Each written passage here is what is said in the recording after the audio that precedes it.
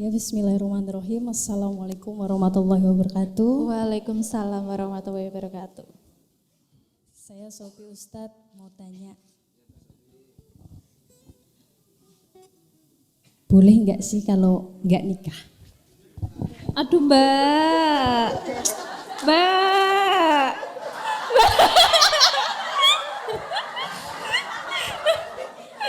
Mbak.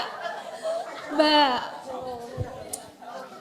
Aku melu nggak nangis. Mbak. Kok.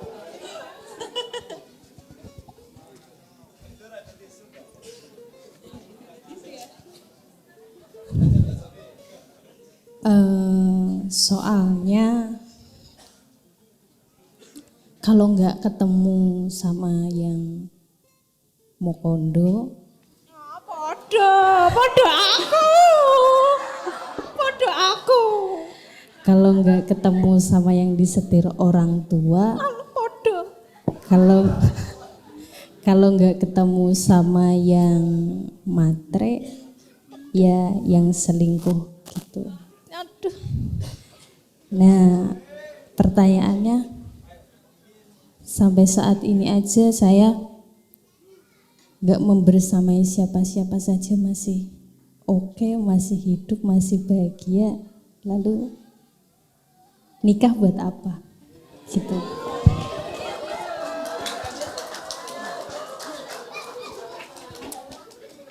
Begitu Ustadz, mungkin dari saya terima kasih. Wassalamualaikum warahmatullahi wabarakatuh. Waalaikumsalam warahmatullahi wabarakatuh.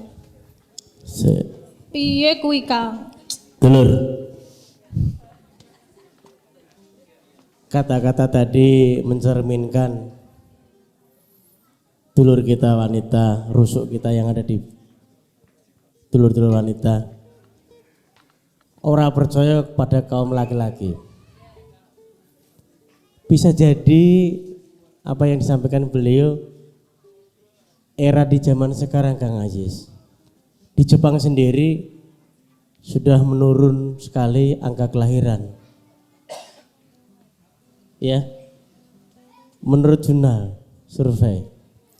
Di Korea yang filmnya sangat romantis banget drakornya, angka perpisahannya sangat tinggi. Dan di Indonesia sendiri miris. Monggo dulur bisa cek di pengadilan agama. Akeh banget wong pisah dan sangat bahagia.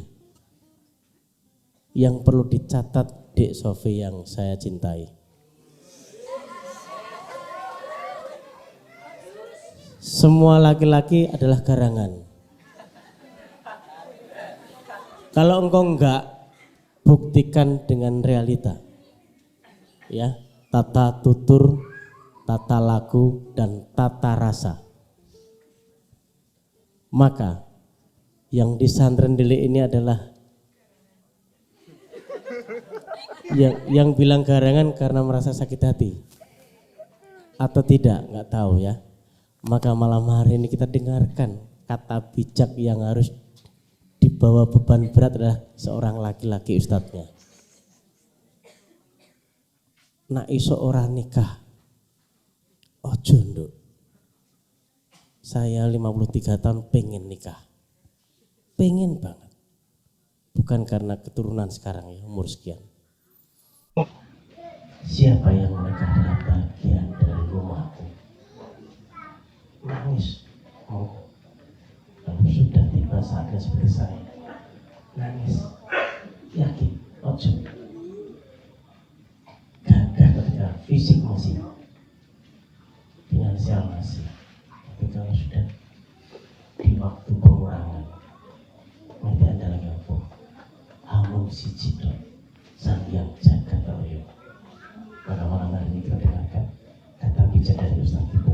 Monggo kan.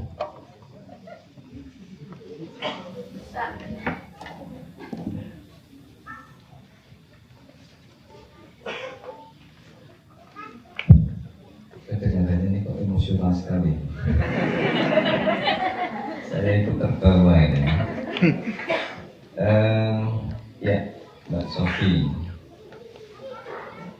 saya kok belum pernah lihat Mbak Sofi se-emosional malam ini. Apalagi tadi ketika cerita telepon kok yang ditemui itu merah matre, jelalatan, selingkuh, semacam-macam. Ya, memang saya kira ini juga pesan dari kita semua betul-betul ya, mas-mas mbak ini, supaya kita tidak gampang menjudge bahwa belakangan kantor saya itu menemukan fenomena ya, ada satu fenomena seperti yang diceritakan Mbak Sofi baru 4 hari yang lalu dengan pertanyaan yang sama. Kok rasa-rasanya saya kok pesimis untuk bisa mendapatkan pasangan selama kurang lebih 10 tahun mendapatkan tragedi demi tragedi di dalam hidup saya. Yang satu ada lagi datang memutuskan menikah, tapi apa itu? Child free, punya pasangan tetapi tidak ingin punya anak. Ternyata ketika saya tanya kenapa kau memutuskan tidak punya anak, dia membayangkan bahwa tidak sedikit orang yang punya anak dan anak itu adalah amanah, malah justru kemudian ditelantarkan, tidak mendapatkan jaminan pendidikan yang baik, jaminan kehidupan yang baik. Maka dulu-dulu saya ngajak yang pertama, tolong membaca tentang An-nikahu sunnati faman raghiba an sunnati falaysa minni. Nikah itu sunnahku. Sapa sing gak seneng karo sunnahku. Jadi bahasanya di situ. Nikah itu sunnahku. Faman raghiba an sunnati falaysa minni. Kita harus hati-hati karena seringkali hadis itu dipakai jadi pedang untuk menghukumi siapapun di dunia. Jadi bahasanya nikah itu sunnahnya Rasul. Barang siapa yang tidak senang dengan sunnahnya Rasul, falaysa minni, maka dia bukan termasuk umatku. Bahasanya itu bukan barang siapa tidak nikah, tetapi barang siapa tidak senang dengan pernikahan. Itu artinya bahwa sadar betul bahwa narasi hadis ini dibangun ya dengan memperhatikan bahwa Mbak Sofi, masing-masing orang punya cerita. Kayak sing diceritakno Kang Dur itu saya juga miris. Apa itu? Korea itu kan terkenal dengan nek wis romantis kan. Kadang aku ndelok ya, istri saya itu punya Mbak Salma folder Korea itu enggak tahu ada berapa puluh episode. Tangisan lah terus saya tak jawil napa nangis. Sedih. Lah wong kono sedih sakarepe dhewe wong bayaran kok kowe rak bayaran kok melu nangis. Ya kan?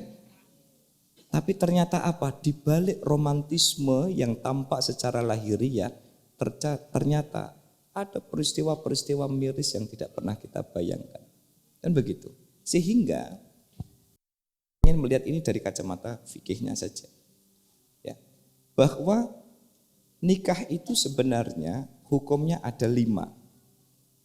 Ada yang wajib, ada yang sunnah, ada yang haram, ada yang makruh, ada yang mubah. Tidak usah saya jelaskan semuanya. Siapa yang wajib?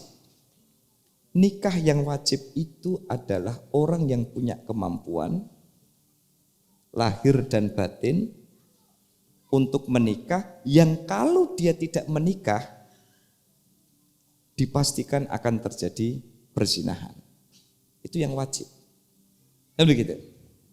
Tapi kalau kemudian ada orang berkemampuan lahir, berkemampuan batin, ya kan?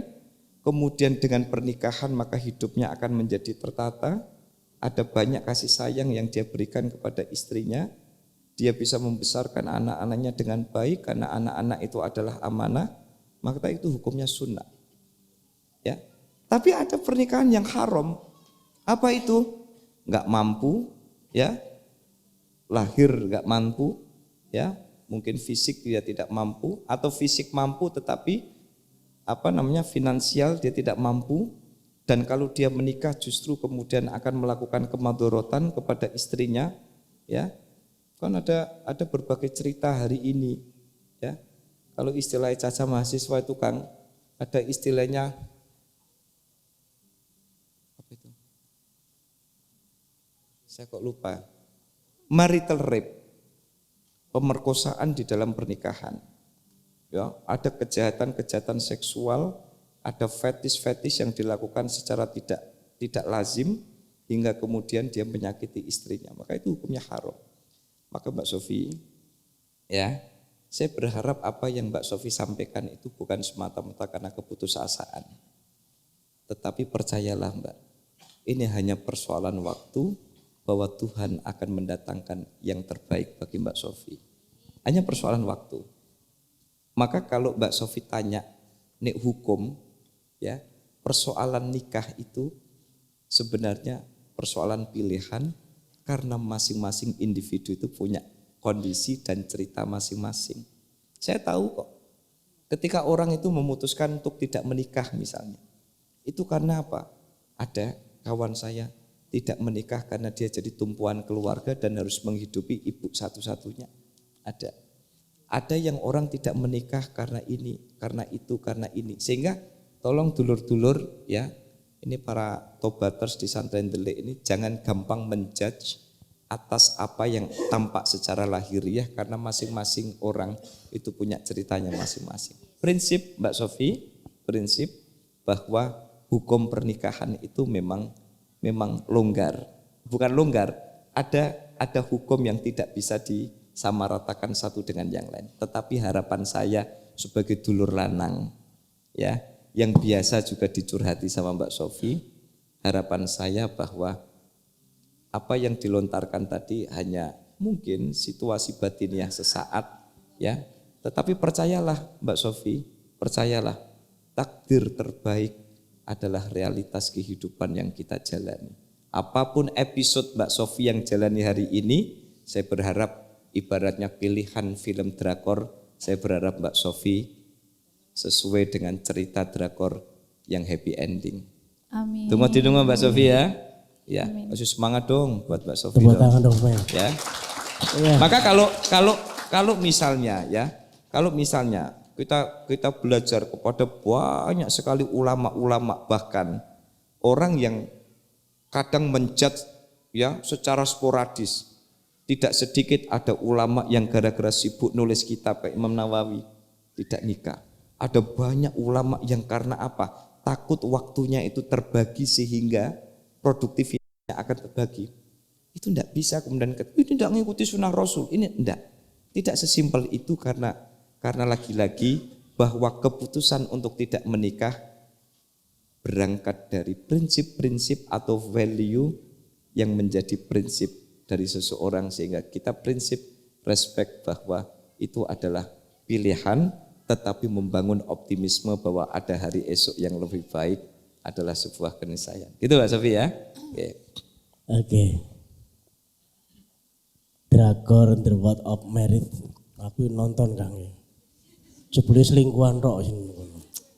Terus aku penasaran, kapok nonton sak episode. Ya piye ya? Di era modern seperti ini memang menjadi riuh lagi Kang. Fenomena-fenomena baru adanya media, adanya kepintaran. Tapi Indonesia kan juga intelektual kan ya IQ-nya ya rada jeblok.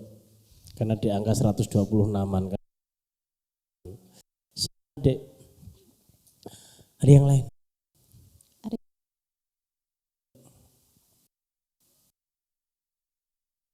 Nah, gue tengok kanan kiri Kalau ora pengen takon. di atas Kak. Parani. Tak parani ya Mas.